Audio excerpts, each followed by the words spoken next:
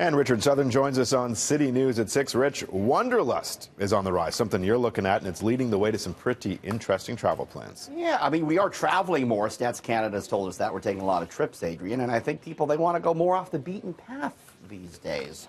The most traveled to overall destinations, still your standards, your France and what have you.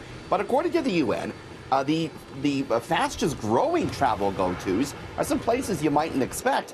Topping the list is Myanmar, formerly Burma. Yeah.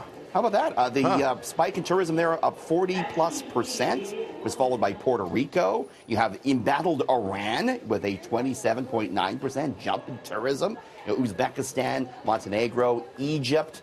You got to wonder, Adrian, too, if, the Instagram culture plays a role here. When we travel, we want to show it off now. And you don't want to go to the old standards. You want to go somewhere interesting, right? Yeah, maybe people looking for some of those really interesting off-the-beaten-path places, as you mentioned, aside from the horrible tragedies in Iran. I know, for example, they've got amazing mountains there for skiing, though they hardly ever get any press, right? Absolutely. And no one thinks Iran's skiing, but they've got world-class mountains there. I'd like to go to all those places. I don't know about you. And you see, the late Anthony Bourdain going to some of these places, and you're thinking, I'd like to try that too. Nice to see Egypt back on the rise as well. Used to be one of the world's top travel destinations. Yeah. And if you've spent any time at all on a plane, you probably realize there's a whole lot of water out there. 70% of the Earth is covered by water, and Rich, we're getting a look at some of the remarkable secrets underneath in the deep. Imagine if you pulled the plug on that big bathtub that is the ocean. This is a new NASA animation, Adrian, that shows what it would be like to drain the oceans, to reveal the majority of Earth's surface, which lies beneath. So as the water slowly goes away, the first bits of hidden land emerge. They're the continental shelves, the undersea edges of the continent. That's where they were used as land bridges. Look at that. We're almost done now. It's only those big trenches that have some water left. We also see the world's largest mountain range, which is the Atlantic Ridge, which we never get to see. So interesting perspective there. Of course, we're dealing with the opposite situation now, rising sea levels, Adrian. I don't think we have to worry about things drying out in the oceans anytime soon. No.